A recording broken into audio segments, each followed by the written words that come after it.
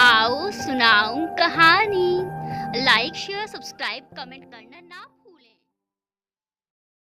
आप देख रहे हैं हम साया एपिसोड 10। एपिसोड 10 समझने के लिए एपिसोड 9 ज़रूर देख लीजिएगा, जो चैनल पर ऑलरेडी अपलोडेड है। बड़ी देर बाद काका को युवराज की बात याद आई कि वो श्रद्धा के हर सवाल का जवाब देंगे, चाहे फिर जो हो। अब उन्हें थोड़ा डर लग रहा था कि कहीं जो वो सोच रहे हैं वो सच ना हो जाए। युवराज ने कहीं श्रद्धा को दयाल बाबू के बारे में और पहले हुई बातों के बारे में बता तो नहीं दिया। फिर से काका को कुछ समझ नहीं आ रहा था कि अब वो क्या करें। क्या श्रद्धा से बात करें, क्योंकि युवराज से तो बात करने का कोई फायदा नहीं। वो किसी की बात नहीं सुनेंगे, जैसे पहले कभी नहीं सुनी। वो कितनी देर यही सोचती रही कि अब क्या होगा। वो गुस्से में कहीं ये घर छोड़ कर ना चली जाए। आखिर उसकी माँ ने भी यही किया था। हालात समझने के बजाय, दयाल बाबूजी का साथ देने के बजाय उन्हें उनकी बेटी से भी दूर कर दिया था। अब अगर श्रद्धा ने कुछ भी समझने के बजाय कोई उल्टा सीधा फैसला ले लिया, तो युवराज की जिंदगी में खुशियां आने से पहले ही लौट जाएंगी और फिर दोबारा वो पहले से भी ज्यादा सख्त हो जाएंगे। काका सोच सोच कर परेशान हो रहे थे कि तभी उनके दिमाग में संजय का ख्याल आया, क्योंकि उनकी नज़र में संजय और मीरा ही उसके दोस्त थे। लेकिन जब से उसकी शादी युवराज से हुई, मीरा ने तो श्रद्धा से मिलना क्या, युवराज हाउस तक आना एकदम बंद कर दिया। यहाँ तक कि श्रद्धा और युवराज जी के साथ इतना सब कुछ हुआ, वो नहीं आई। इसलिए उन्होंने सोचा कि शायद मीरा युवराज के शादी वाले कदम से गुस्सा हो गई है। जब गुस्सा ठीक होगा तो वो भी ठीक हो जाएगी। पर अब जब इतना सब कुछ हुआ तो मीरा का ना आना उन्हें कुछ अजीब लग रहा था। पर हालात ऐसे थे कि अभी उस बारे में पूछने का मौका ही नहीं लगा। लेकिन आज श्रद्धा की ऐसी हालत देख जब उन्हें किसी दोस्त की याद आई, तो संजय ही याद आया, क्योंकि केशव, गुरु, रॉकी तो उसको अपनी बहन मानते थे। पर क्या वो इस वक्त उनके समझाने से समझ पाएगी या नहीं, इस बात का काका को थोड़ा डर था। पर संजय को जानते थे कि इस वक्त अगर उसको युवराज की जिंदगी में वापस कोई ला सकता है तो वो संजय ही है। काका ने 1 मिनट की भी देरी ना करते हुए संजय को फोन कर दिया। उसने काका का फोन देखकर फोन उठाते ही पूछा, काका सब ठीक तो है, युवी ठीक है? काका ने भी उसी उदासी से जवाब दिया, नहीं बिटवा, कुछ ठीक नहीं है। अगर तुम यहाँ आ सकते हो तो यहाँ आ जाओ। उसने घबराते हुए पूछा, काका आप कुछ बताते क्यों नहीं, युवी ठीक तो है? हाँ वो तो ऑफिस गए हैं। उसने सुना तो चैन के सांस ली, लेकिन फिर बोला, काका अगर युवी ठीक है तो फिर क्या हुआ है, आप इतने परेशान क्यों हैं? फोन पर नहीं बता सकता। अगर तुम्हारे पास समय है तो घर आ जाओ, कुछ ज़रूरी बात करनी है। वो परेशान सा हो गया। उसके मन में भी बेचैनी सी हो गई कि आखिर ऐसी क्या बात है जो काका इतने परेशान हैं। कुछ सोचकर संजय ने अभी कुछ देर में आता हूँ बोलकर फोन रख दिया। काका वहीं बैठकर उसका इंतजार करने लगे। संजय थोड़ी देर में ही काका के पास था। काका ने उसको सुबह से अब तक का सब कुछ बता दिया और अपने मन की चिंता भी। संजय ने सब सुनकर कहा, काका आपने जो कहा वो आपको लगता है, लेकिन हो सकता है कि बात वो ना हो, कुछ और हो। इस पर काका बोले, बिटवा इसीलिए तो समझ में नहीं आ रहा क्या करूं। संजय ने काका को तसल्ली दी, आप चिंता मत कीजिए, मैं बात करता हूँ श्रद्धा से, और कहकर उसके कमरे की तरफ चल पड़ा। श्रद्धा की आंख खुली तो कल रात की बातें उसे फिर से याद आने लगी और वो वहां से उठकर बेड के एक तरफ टेक लगाए हुए वहीं जमीन पर बैठ गई। उसकी आंखों से फिर से आंसू निकल आए। आखिर वो सब उसने कभी सोचा भी नहीं था कि ऐसा कुछ भी हो सकता है। संजय ने दरवाज़ा नॉक किया। दरवाज़ा खुला ही था, लेकिन वो वहीं खड़ा रहा जब तक कि श्रद्धा खुद ना बुलाए। उसने दरवाजे पर आवाज़ सुनी तो वो झिझकती हुई वहां से खड़ी हुई और दरवाजे की तरफ देखते हुए बोली, संजय जी। उसने अपनी आंखें पोंछी और बोलते हुए पलट गई, संजय जी आप अंदर आ जाइए। संजय ने उसको पलटते हुए देखा तो उसके थोड़ा दूर खड़ा होकर बोला, अगर बात नहीं करनी थी तो कह देती। अंदर बुलाकर मुंह फेर कर कौन खड़ा होता है, और हंसने लगा। वो थोड़ी शर्मिंदा सी हुई और खुद को संभाल वापस संजय की तरफ मुड़ी। नहीं, वो ऐसी बात कोई नहीं है, बस वो। संजय ने उसकी बात काट दी। श्रद्धा, हम दोस्त हैं, तो तुम अपनी परेशानी मुझसे छुपाने के बजाय मुझसे बांट सकती हो। हाँ, अगर तुम मुझे दोस्त नहीं समझती तो फिर झूठ भी बोल सकती हो, मैं बुरा नहीं मानूंगा। पर मैंने तुम्हें हमेशा अपना दोस्त ही समझा है। जब भी तुम्हें लगे तुम मुझसे अपनी परेशानी बांट सकती हो। संजय की नज़र उसके हाथों पर पड़ी जो आपस में ही उलझे हुए थे, और फिर उसके चेहरे पर जो एक रात में बेजान सा हो गया था। आंखें जमीन में गड़ी थी। शायद वो तय नहीं कर पा रही थी कि कुछ कहे या नहीं। संजय ने उसकी हालत देखी तो फिर खुद ही बोला, श्रद्धा, अकेले खुद से लड़ने से इंसान थक जाता है, मगर कोई हल नहीं निकलता और फिर कुछ गलत कर बैठता है।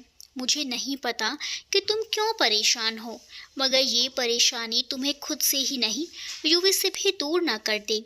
युवराज का नाम सुन श्रद्धा को एक झटका सा लगा। उसके चेहरे का जो बचा कुचा रंग था वो भी उड़ गया, जैसे वो कल रात से अब होश में आई हो। वो तो उनसे क्या बात करने गई थी, और उनकी बात सुनकर वो खुद में ही उलझ गई, और उसने युवराज के बारे में एक बार नहीं सोचा। उसको सोच में देख संजय फिर से बोला, श्रद्धा। उसने संजय की आवाज़ सुन अपनी सोच से निकलते हुए संजय की तरफ देखा।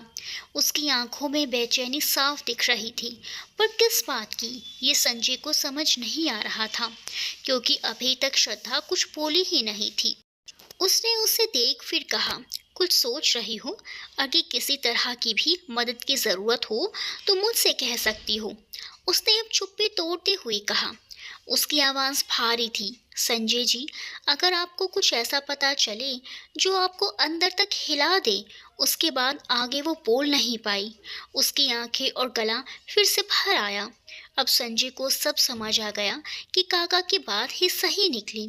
संजय ने उसकी तरफ देख फिर उससे पूछा, श्रद्धा, मैं तुम्हें कुछ कहने से पहले कुछ पूछना चाहता हूँ। उसने भरी हुई आंखों से संजय को देखा, पर बोले कुछ नहीं। संजय रुक कर बोला, श्रद्धा, मुझे सिर्फ और सिर्फ तुमसे बस इतना जानना है कि उन सब के लिए तुम क्या युवी को दोषी मानती हो?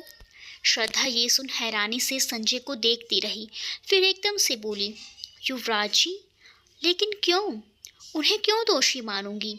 उसकी बात सुनकर संजय को यकीन नहीं हुआ। उसने फिर से पूछा, श्रद्धा, क्या उस सबके लिए तुम युवराज को दोषी नहीं मानती? उसने फिर वही जवाब दिया, नहीं। जब उन्हें किसी बात की खबर ही नहीं थी तो वो दोषी कैसे हुए? क्योंकि जो भी फैसला लिया वो बाबा ने अपनी मर्जी से लिया, तो उसमें युवराज जी का क्या कसूर? अगर उन्होंने हमारे भाई की जान दांव पे लगा दी, या फिर माँ और हमें उस वक्त अकेले छोड़ा जब हमें उनकी ज़रूरत थी, तो वो उनके खुद किए गए फैसले हैं। उसने रोते हुए कहा। संजय ने टोकते हुए कहा, श्रद्धा, ज़रूरी नहीं जो हमें आसान लगे वो आसान ही हो, उनकी कोई मजबूरी भी हो सकती है। उसने अपने आंसू पोंछते हुए कहा, ऐसी कोई मजबूरी नहीं होती संजय जी, जो अपने छोटे से बच्चे की जान दांव पर लगा दी जाए और उसके बाद अपनी पत्नी और बच्चे को संभालने के बदले उन्हें बेसहारा छोड़ दिया जाए। ये कहते हुए उसके लहजे में दयाल अंकल के लिए गुस्सा और नाराज़गी साफ झलक रही थी।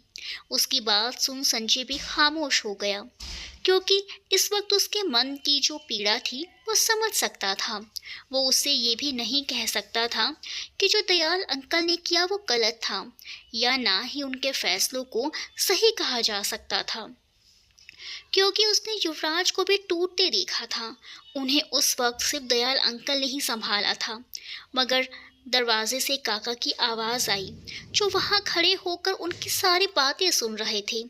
श्रद्धा बिटिया, तुम अपने बाबा को अच्छे से नहीं जानती, इसीलिए ये कह रही हो, इसलिए तुम्हें आज उनसे इतनी नाराज़गी है। लेकिन एक बात याद रखना, किसी के लिए भी परिवार को छोड़ना कोई छोटी बात नहीं होती। अरे, जब कोई हमारे बुरे वक्त में काम आए तो हमें भी उनके साथ वैसे ही पेश आना चाहिए, मगर तुम्हारी माँ इस बात को नहीं समझ पाई। हाँ, मानते हैं कि तुम्हारे भाई की जान इस सब में चली गई, पर दयाल बाबू ने उसे बचाने की बहुत कोशिश की थी, पर उन लोगों ने उस मासूम को ले जाते वक्त ही मार दिया था। तब अगर वो गवाही भी ना देते, तो तुम्हारा भाई तब भी नहीं बचता।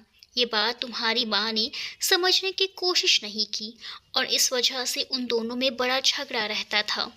मगर एक दिन तुम्हारी माँ ने जिद कर ली यहाँ से जाने की, पर दयाल बाबू वो अपना वादा तोड़ कैसे चले जाते। उन्होंने बहुत कोशिश की तुम्हारी माँ को समझाने की, मगर वो तुम्हें जबरदस्ती लेकर चली गई।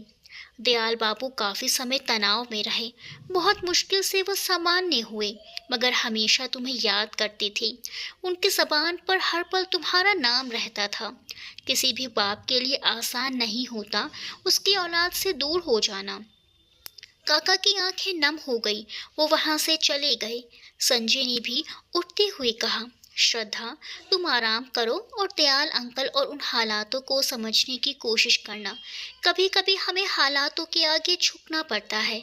और सबसे ज़रूरी बात कि सच में इन सब में युवी की कहीं गलती नहीं थी। वो तो अपनों के जाने के बाद इतना पत्थर हो गया था कि कभी किसी चीज़ का असर ही नहीं हुआ। मगर जब से तुम मिली वो बदलने लगा था।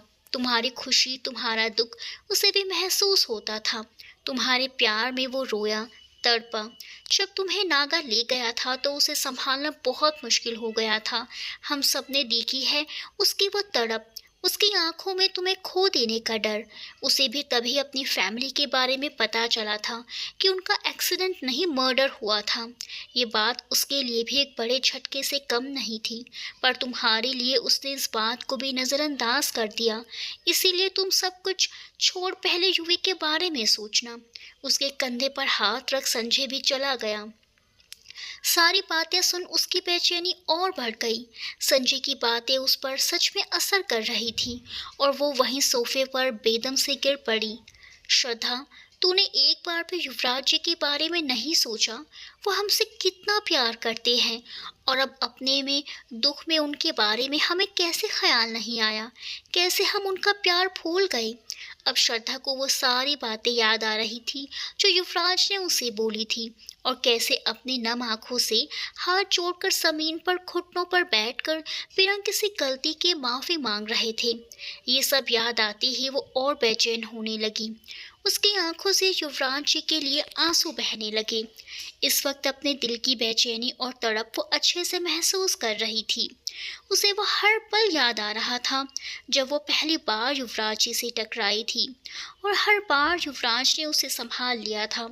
उसे याद आया जब वो पहले किडनैपिंग के बाद हॉस्पिटल में थी और घर पर सब उसके पास थे, तब शायद वो कुछ महसूस भी नहीं करती थी उनके लिए, तब भी उन्हें ही मिस कर रही थी। इसके लिए वो खुद में ही उनसे नाराज़ भी हुई। तो क्या ये दिल पहले से उनके लिए कुछ महसूस करता था? उसे कोलकाता के हॉस्पिटल में उनका प्यार, उनका परेशान करना सब याद आ रहा था। युवराज के साथ बिताया हर एक पल उसकी आंखों में चलचित्र की भांति घूम रहा था। गम की है एक बदली छाई, दिल दे के मैंने है पाई, वीरानी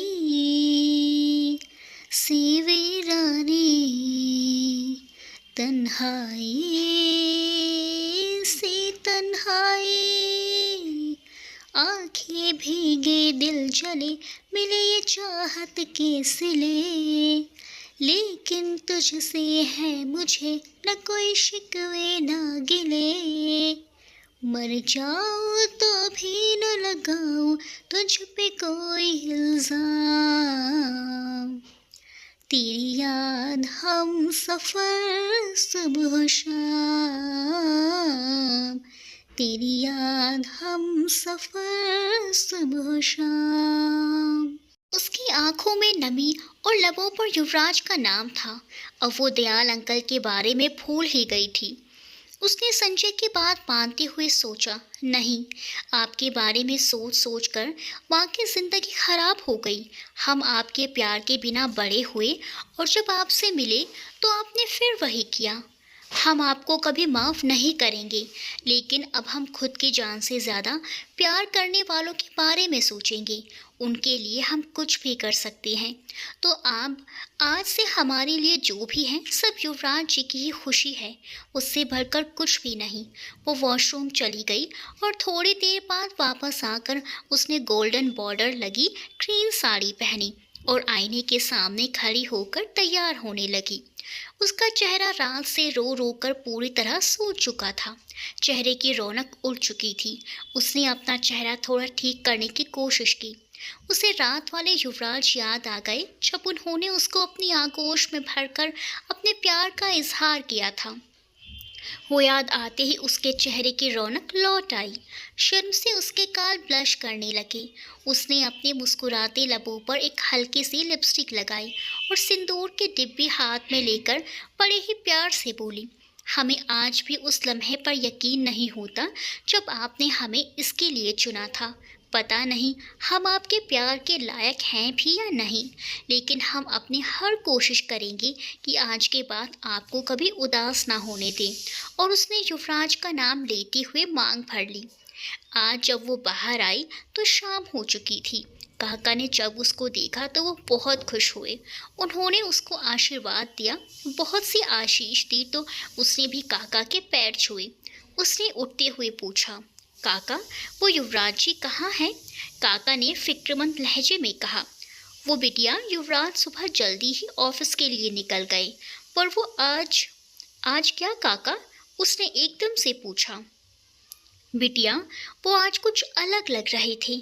आगे वो कह नहीं पाए। बड़ी मुश्किल से श्रद्धा को नॉर्मल देख रहे थे, तो वो उसको फिर से परेशान नहीं करना चाहते थे। उसने सोचा शायद कल की वजह से वो कुछ ज़्यादा नाराज़ हो गए होंगे, इसीलिए आज वो उनकी पसंद का खाना बना के उन्हें मना लेगी। उसने किचन में जाकर युवराज के लिए खाना बनाना शुरू किया। खाना बनाकर वो टेबल पर ही बैठ गई और उनका इंतज़ार करने लगी। काका ने उसको देर रात तक इंतज़ार करते देखा तो कहा, बिटिया तुम खाना खा लो और थोड़ी देर आराम कर लो। जब युवराज आएंगे तो मैं तुम्हें बुला लूँगा। लेकिन श्रद्धा नहीं मानी और इंतज़ार करते करते वही टेबल पर सो गई। युवराज देर रात बीच पर अकेले खड़े दूर तक की आती जाती लहरों को देख रहे थे। बहुत सूनापन लग रहा था, जैसे उनकी सूनी आंखें कुछ ढूंढ रही हैं। कभी उन्हें श्रद्धा की पायल की आवाज़ सुनाई देती तो कभी मुस्कुराती श्रद्धा दिखाई देती। वो कितनी देर अपना ध्यान हटाने की कोशिश करते रहे, पर जब थक गए तो वो अपने दोनों हाथों से कानों और आंखों को बंद करके चीख पड़े, क्यों क्यों तुम मुझ पर हावी हो? अगर तुम मेरे बिना जी सकती हो तो मैं भी तुम्हारे बिना जी सकता हूँ। तो अब मेरे ख्याल से दूर रहो, समझी? युवराज की आवाज़ इतनी तेज़ थी कि उस खाली जगह में गूंज उठी, लेकिन वहाँ युवराज और उनके दर्द के अलावा और कोई नहीं था। थक कर वो आधी रात को घर को चल पड़े। जब वो हॉल में आए तो श्रद्धा को टेबल पर सोता देख हैरान रह गए। श्रद्धा का वहाँ इस वक्त ऐसे मासूम बच्चे की तरह सोना उन्हें समझ नहीं आया। पहले तो वो वहाँ से ऐसे ही निकल कर जाने लगे, लेकिन कहते हैं ना, इंसान जितना भी पत्थर बनने की कोशिश करे पर जिससे प्यार करता है उसके सामने आते ही मोम की तरह पिघल जाता है। इसी तरह युवराज भी लाख कोशिशों के बाद भी उसको वहाँ ऐसे छोड़कर नहीं जा सके। उन्होंने उसको धीरे से प्यार से गोद में उठाया और उसके कमरे में ले जाकर बिस्तर पर लेटा दिया और ब्लैंकेट ओढ़ा दिया। उनकी नज़र उसकी साड़ी पर पड़ी और फिर उसके सोते हुए चेहरे पर रुक गई। कितना थका हुआ और मुरझाया हुआ लग रहा था। उसने वहाँ और खड़ा नहीं हुआ गया तो वो झट से अपने कमरे में आ गए। उनके जाते ही श्रद्धा ने अपनी बंद आंखें खोली और हल्का सा मुस्कुराई और बोली, हम जानते हैं आप चाहे जितनी भी कठोर होने की कोशिश कर लें, लेकिन हमें तकलीफ़ में नहीं देख सकते। वो अपने कमरे में आ गए और आते ही नहाने चले गए। श्रद्धा उनके लिए खाना लेकर उनके कमरे में आ गई, लेकिन वहाँ कोई नहीं था। वो टेबल पर खाना रख जैसे ही मुड़ी, युवराज पीछे से टॉवल से सर पोंछते हुए उससे टकरा गए। वो भी शर्टलेस ही थे, नीचे लोअर पहना हुआ था। श्रद्धा जैसे ही गिरने वाली थी, युवराज ने कसकर उसको कमर से पकड़ लिया। उसकी आंखें गिरने के डर से पहले कस के बंद थी, फिर जब कमर पर मजबूत हाथों का एहसास हुआ, आंखें युवराज को ऐसे देख बड़ी बड़ी हो गई और युवराज को तो अपनी आंखों पर यकीन ही नहीं हो रहा था। वो उसको अभी तो उसके कमरे में सुला कर आए थे। वो पल वहीं थम सा गया। दोनों एक दूसरे की आंखों में खोए हुए थे। दोनों को ऐसे ही 5 मिनट हो गए। युवराज के सिर की पानी की बूंदें जब उसके चेहरे पर पड़ी, देखी तो युवराज होश में आए। अब उन्हें यकीन हो गया कि सच में श्रद्धा ही है, कोई वहम नहीं जो सुबह से उन्हें आ रहे हैं। उन्होंने एक झटके से उसे छोड़ दिया। उनके ऐसे झटकने से श्रद्धा को होश आया और वो नज़र झुका के एक तरफ खड़ी हो गई। उसके दिल की धड़कन इतनी बढ़ गई कि संभल ही नहीं रही थी। युवराज ने तल्ख लहजे में पूछा, इस वक्त यहाँ क्या कर रही हो? उसने उनके सामने खाने की थाली कर दी। युवराज ने थाली ली और एक तरफ रख दी और एक नज़र उठाकर देखकर कहा, कुछ और? उसके दिल में एक चुभन सी हुई, लेकिन कल उसने जो किया, युवराज की पूरी बात सुने बिना ही अपने कमरे में जिस तरह भाग गई थी, उसके लिए कुछ तो सहना ही पड़ेगा ना। वो सर झुका के ना में हिला के वापस जाने के लिए मुड़ी। उसके कदम बाहर जाने के लिए उठ ही नहीं रहे थे। उसका दिल था बस एक बार युवराज जी उसे आवाज़ देकर कहें, श्रद्धा मत जाओ। तो वो अब इस कमरे से कभी ना जाए, कभी भी नहीं। वहीं युवराज जाती हुई श्रद्धा को देख समझ नहीं पाए कि अब उसके मन में क्या चल रहा है, और जिस तरह से वो अभी उनके साथ थी, वो युवराज को फिर से उलझा कर चली गई। युवराज ने खाने की तरफ देखा। उनका एक मन हुआ कि वो श्रद्धा से अब दूर ही हैं, तो क्या उसको लाया खाना खाएं, लेकिन उसका इंतज़ार करना और उनके कमरे में उस वक्त खाना लाना, उन्हें कुछ सोचा और फिर खाना खाने लगे। उनके मुंह में आज खाने का अलग ही स्वाद घुल गया और वो अपने कमरे में लेटे हुए ही अपने आंसू पोंछे सोच रही थी कि वो अब इतने नाराज़ हो गए कि अब हमारे मनाने पर मानेंगे भी नहीं, पर हम उनके बिना अब कैसे रहेंगे। वो खुद से ही बोली, नहीं, हम हार नहीं मान सकते। हमारे पास युवराज जी के सिवा कुछ और नहीं है। हम आपको नहीं खो सकते। आप चाहे कितने नाराज़ हो जाएं, आखिर हम आपको मना ही लेंगे, सह लेंगे आपकी सारी नाराज़गी।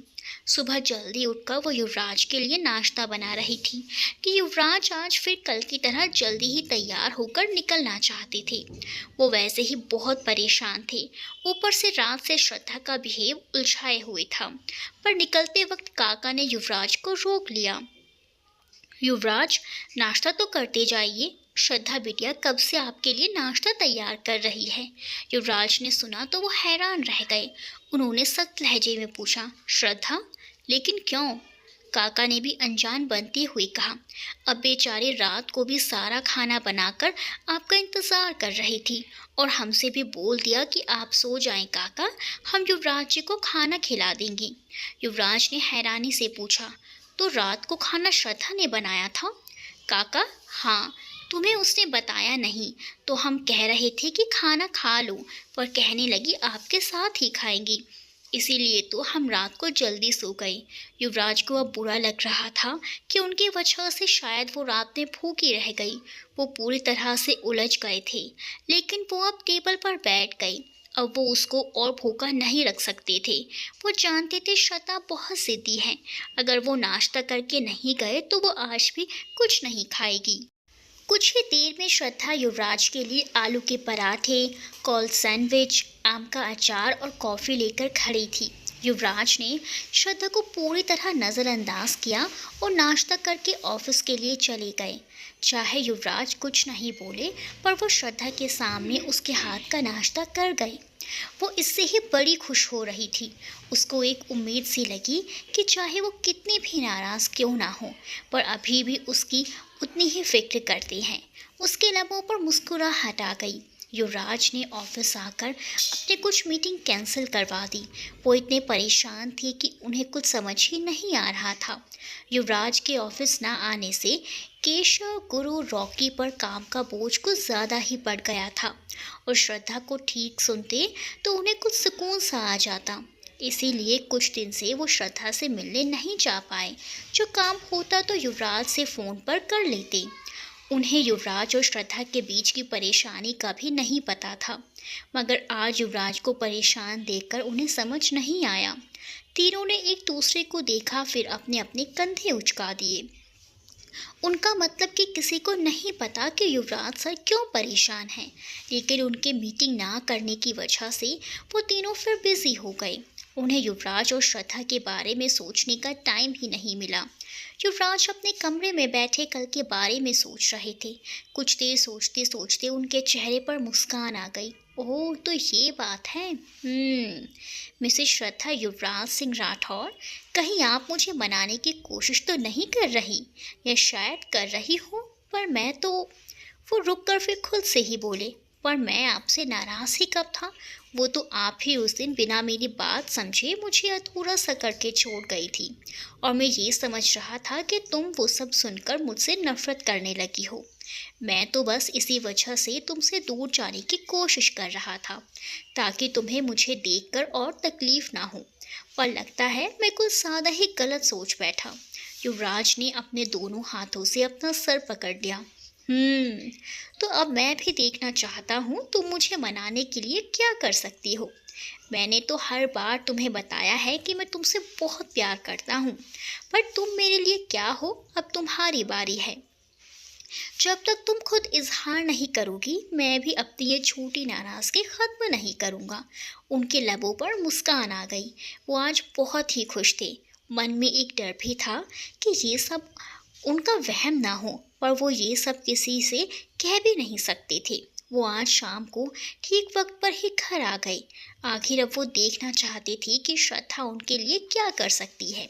श्रद्धा आज भी युवराज के लिए डिनर अपने हाथों से बना रही थी, और खाना बनाने के बाद जब युवराज के आने का वक्त हो गया तो वो अपने कमरे में तैयार होने आ गई। तभी युवराज आ गए। श्रद्धा को ना देख उनका चेहरा उतर गया। उन्हें लगा शायद उन्होंने गलत सोच लिया, इसीलिए वो अपने कमरे में आ गए। उसको पता ही नहीं लगा कि युवराज आ चुके हैं। वो बहुत देर से काम में लगी हुई थी, इसीलिए वो अब तैयार होकर बैठकर कुछ सोच रही थी, और कब उसकी आंख लगी उसे पता ही नहीं चला। रात को खाने के वक्त जब काका ने युवराज को खाने पर बुलाया तो युवराज बेमन से खाने के टेबल पर आ गए, और जब वहाँ देखा तो वो पहले ही मौजूद थी। आज सिंपल सी वाइन साड़ी में बहुत ही खूबसूरत लग रही थी। उसके खुले लंबे बाल जो दोनों तरफ की साइड से उसके चेहरे पर आ रहे थे, युवराज को वो और भी मासूम सी लगी। श्रद्धा ने एक नज़र उठाकर भी उनको नहीं देखा और उनकी प्लेट में खाना परोसने लगी। युवराज के मन में जो उदासी थी वो अब प्यार में बदल गई। वो चाहते तो नहीं थे उससे नज़र हटाना, मगर अभी वो उसे कुछ जाहिर भी नहीं करना चाहते थे। इसीलिए वो उन्हें देखती उससे पहले ही उन्होंने अपनी नज़र खाने की तरफ कर ली। वो उसको देखकर समझ गए थे कि खाना आज भी उसी ने ही बनाया है, इसीलिए जानबूझकर बोले, काका, आज हमारा मन नहीं था ये सब खाने का, पर अब आपने इतने प्यार से बनाया है तो थोड़ा सा खा लेता हूँ। काका कुछ बोलने को हुए तो श्रद्धा ने इशारे से उन्हें मना कर दिया। उसने सोचा कहीं उसके बनाने की वजह से तो युवराज ऐसा नहीं कह रहे, और अगर कुछ कहा तो वो कहीं खाना छोड़ ना दे। इसीलिए उसने ना खुद कुछ कहा और ना ही काका को कहने दिया। उसके लिए तो यही बहुत था कि उसके युवराज ही खाना खा ले। जब युवराज ने किसी को कुछ भी नहीं कहते देखा तो समझ गए कि शायद मेरी बात ज़्यादा बुरी लग गई, पर वो तो बस श्रद्धा के मुंह से कुछ सुनना चाहते थे। पर उसको खामोश देख वो समझ गए कि वो कुछ नहीं बोलेगी। सर झुकाकर धीरे धीरे खाना खा रही थी। शायद उसके गले से खाना नीचे नहीं उतर रहा था, और युवराज ये महसूस कर रहे थे। अब उन्हें इस बात के लिए भी बुरा लग रहा था, तो वो खाना खाकर उठते हुए बोले, काका, फन तो नहीं था लेकिन खाना इतना अच्छा बना था, लगता है कुछ ज़्यादा हो गया। कहकर वो वापस अपने कमरे में चले गए। श्रद्धा ने सुना तो उसकी उदासी कम हो गई और चेहरे के भाव बदल गए। रात में वो अपने बिस्तर पर करवटें ले रही थी। कब तक युवराज जी, कब तक हमें आपकी नाराज़गी झेलनी होगी? ये कहीं इतनी ना बढ़ जाए कि हमारा सब्र ही जवाब दे जाए और हम टूट जाएं। यही सोचते सोचते वो आखिर सो ही गई और युवराज अपने बालकनी में खड़े फलक पर अधूरे चांद को निहार रहे थे। अधूरे चांद की हल्की सी ठंडी रोशनी और ठंडी ठंडी हवा के झोंके उनके चेहरे को छूकर जैसे उनसे कुछ कहना चाह रहे थे। ऐसे ज़रूरी हो मुझको तुम, जैसे हवाएं सांसों को, ऐसे तलाशूं मैं तुमको, जैसे के पैर ज़मीनों को। हंसना या रोना हो मुझे, पागल सा ढूंढूं मैं तुम्हें। कल मुझसे मोहब्बत हो ना हो, कल मुझको इजाज़त हो ना हो, टूटे दिल के टुकड़े लेकर तेरे दर पे ही रह जाऊंगा।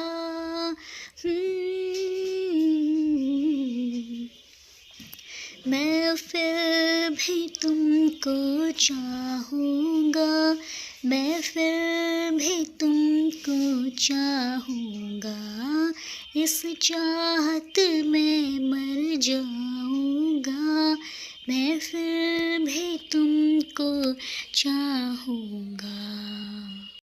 श्रद्धा, जब तुम मेरे लिए इतना कर सकती हो, मेरी इतनी फिक्र और इतना प्यार करती हो, तो एक बार अपने मुंह से क्यों नहीं कहती अपने दिल की बात? मुझसे कहो ना एक बार, कहो ना मुझसे प्यार है। उफ, कब तक तुम्हारे इजहार का इंतज़ार करना पड़ेगा मुझे? वो भी उसके ख्यालों में खोए हुए थे। दोनों तरफ प्यार था, बेशुमार था, मगर इजहार की कमी थी। वो दोनों अब हमसाया बन चुके थे, जो एक दूसरे के बिना अधूरे थे। लेकिन अभी भी दूरी थी, एक अनदेखी दीवार की। लेकिन कौन इसे गिराए, कौन इसकी पहल करे? शायद दोनों ही तय नहीं कर पा रहे थे। लेकिन इस बार श्रद्धा की बारी थी। युवराज तो कई बार अपने दिल की बात कह चुके थे, लेकिन श्रद्धा का कन्फेस करना अभी बाकी था। युवराज ने ठान भी लिया था, जब तक वो खुद अपने दिल की बात नहीं कहेगी, तब तक युवराज भी कुछ नहीं कहेंगे। लेकिन वो अपनेपन इतने हक से हर बार में जता रही थी। वो युवराज से कितना प्यार करती है, लेकिन उनके सामने कहने की हिम्मत नहीं थी उसमें। वो ये सोच रही थी कि आज नहीं तो कल युवराज जी अपनी नाराज़गी छोड़ खुद ही उसे अपनी आगोश में ले लेंगे, जिसके लिए वो कब से बेकरार थी। सुबह नाश्ते पर फिर काका के साथ श्रद्धा थी। सुबह सुबह अब श्रद्धा को देखकर युवराज भी मन ही मन मुस्कुरा उठते थे, मगर उनके चेहरे से कुछ भी पता लगाना इतना आसान कहाँ था। काका ने अचानक से पूछा, युवराज, कई दिन से रत्ना बिटिया नहीं आई। युवराज के हाथ एकदम से रुक गए और श्रद्धा की भी, जो अभी उनको कॉफ़ी बना रही थी। दोनों को उस दिन के बाद याद आ गई। उसका चेहरा फिर से उदास हो गया। युवराज ने एक नज़र उसके चेहरे पर डाली तो देखते हुए काका से बोले, काका, वो केशव बता रहा था कि उसकी शादी की बात हो रही है, तो अब से वो शायद ना ही आए। हो सकता है उसकी शादी पक्की हो गई हो। श्रद्धा को रत्ना की शादी की बात सुनकर उसने एक राहत की सांस ली। उसके मन को सुकून सा मिला। ये तो वो ही जानती थी जो ना चाहती हुई भी उसके चेहरे पर नजर आ रहा था। युवराज ने भी ये बात महसूस की और मन ही मन मुस्कुरा उठे। इतना प्यार है कि तुम मेरे आसपास भी किसी को बर्दाश्त नहीं कर सकती, तो तुम कहते क्यों नहीं श्रद्धा? मेरे कान तरस रहे हैं, क्यों खुद को मुझसे दूर रख रही हो? युवराज खुद में ही खोए हुए थे कि काका बोले, चलो अच्छी बात है, अच्छी लड़की है, क्यों बिटिया? श्रद्धा ने सर नीचे किए ही बस में जवाब दिया। युवराज ने उसका जवाब सुना तो उन्हें भी कुल सूझा। हाँ काका, आप ठीक कह रहे हैं, रत्ना अच्छी ही नहीं बड़ी प्यारी और मासूम सी है। जब तक यहाँ रही सबका कितना ख्याल रखा। लेकिन हाँ काका, अब श्रद्धा को उसकी कमी ज़रूर लगेगी, कहकर युवराज मन में हंसते हुए चोरी से उसे ही देख वहाँ से उठ गए। और वो तो युवराज की बात सुन गुस्से से भर गई और मन में ही बोली, हाँ, आपको मेरे अलावा हर कोई प्यारा और मासूम ही नजर आता है। ख्याल तो वो आपका कुछ ज्यादा ही रखती थी, तो आप तो उसे कुछ ज्यादा ही मिस करेंगे। ये सोचते हुए उसके चेहरे पर जलन साफ नजर आ रही थी। युवराज के पास सुन उसका मन नाश्ते के लिए नहीं रहा। वो वहां से ऐसे ही अधूरी सी छोड़ उठ गई और अपने कमरे में आ गई। अब तो रोज का ही हो गया था। युवराज कभी उसके करीब से जाते तो कभी अपनी बातों से उसके दिल में इतनी बेचैनी भर देते कि उसका खुद को संभालना मुश्किल होता। लेकिन वो क्या करती, एक गलती उसके लिए सजा बन जाएगी, उसने सोचा भी नहीं था। कभी कभी उसे लगता, अगर उस दिन वो भागकर अपने कमरे में ना जाकर वहीं रुकती तो शायद बात कुछ और होती। वो अपने कान्हा जी से कब से नाराज थी, पर आज उसे उनकी बड़ी याद आ रही थी और वो आज फिर से उनसे कुछ मांगना चाहती थी। वो युवराज हाउस में बने मंदिर में गई, जहाँ युवराज ने उसकी मांग भरी थी। वो हाथ जोड़कर नम आंखों से बोली, कान्हा जी, आपने हमारी जिंदगी में अकेलापन क्यों लिखा है? अगर एक रिश्ता मिलता है तो दूसरा छूट जाता है। भाई की तो एक याद तक नहीं है, माँ मिली तो बाबा नहीं, बाबा मिले तो माँ नहीं। और आज जब हम फिर से एक रिश्ते में हैं तो वो भी अधूरा। जब मन में कोई एहसास नहीं, वो हर पल हमारा साए की तरह थे। और आज जब वो हमारी जिंदगी बन गए हैं तो आज उनके लिए हमारा होना ना होना एक जैसा क्यों है? कान्हा जी, हम क्या करें, खुश रहने का कोई हक नहीं हमें? आज बहुत दिनों बाद हम आपके सामने आए हैं, क्योंकि अब उनकी ये नाराज़गी हमारी जान ले रही है। इससे पहले कि हमारी जान जाए, हमारा प्यार हमारी झोली में डाल दो कान्हा जी, दे दो हमें हमारे युवराज जी, प्लीज़ कान्हा जी। वो हाथ जोड़कर बंद आंखों से विनती कर रही थी। उसकी आंखों से लगातार आंसू जारी थे। ये वो दर्द था जो अब उससे सहन नहीं हो रहा था और वो किसी को भी दिखाना नहीं चाहती थी। तभी काका की आवाज़ आई, श्रद्धा बिटिया, तुम्हारे लिए फ़ोन। वो जल्दी अपने आंसू पोंछकर वहाँ से बाहर आई। वो फ़ोन कान पर लगाकर बोली, हेलो। हेलो श्रद्धा, मैं संजय बोल रहा हूँ, कैसी हो? उसको आज संजय की आवाज़ सुनकर अच्छा लगा। जी मैं ठीक हूँ संजय जी, आप बताइए कैसे हैं? और आपको तो अपने दोस्त से बात करने का भी टाइम नहीं है। वो खुद को अकेला समझ रही थी, इसीलिए संजय की आवाज़ सुन उसे अच्छा लगा। शायद संजय उसकी मदद कर दे। अरे बाबा, तुम तो बिल्कुल बच्चों की तरह रूठ रही हो। अच्छा चलो, मैंने जिस काम के लिए फ़ोन किया वो तो सुन लो।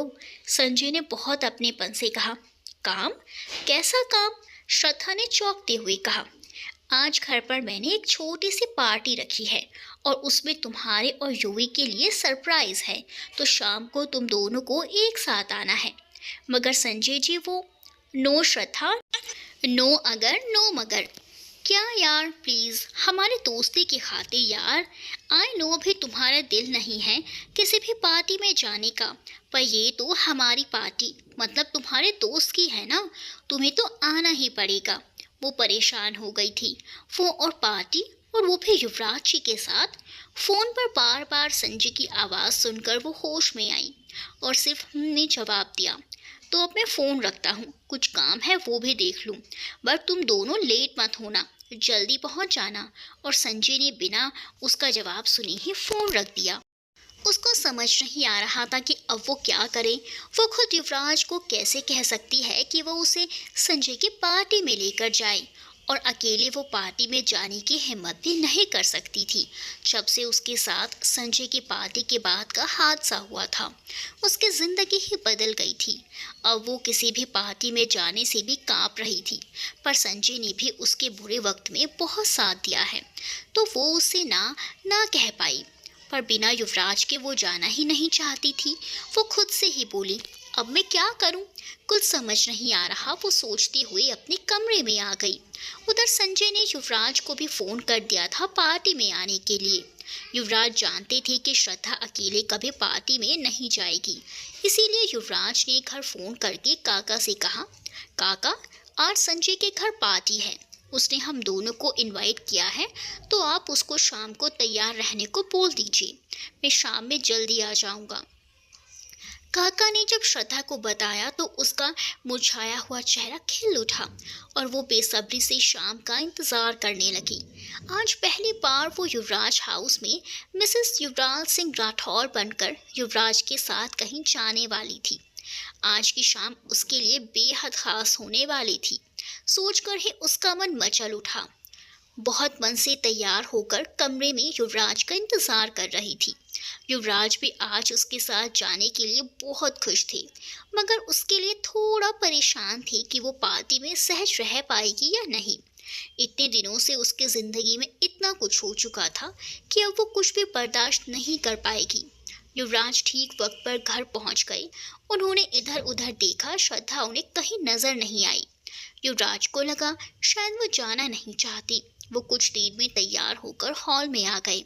वो जैसे ही बाहर जाने लगे कि उसकी पायल की आवाज़ उनके कानों में पड़ी तो उनके चेहरे पर मुस्कान आ गई। उन्होंने फिर से चेहरे पर बिना किसी भाव के मुड़कर देखा तो देखते ही रह गए।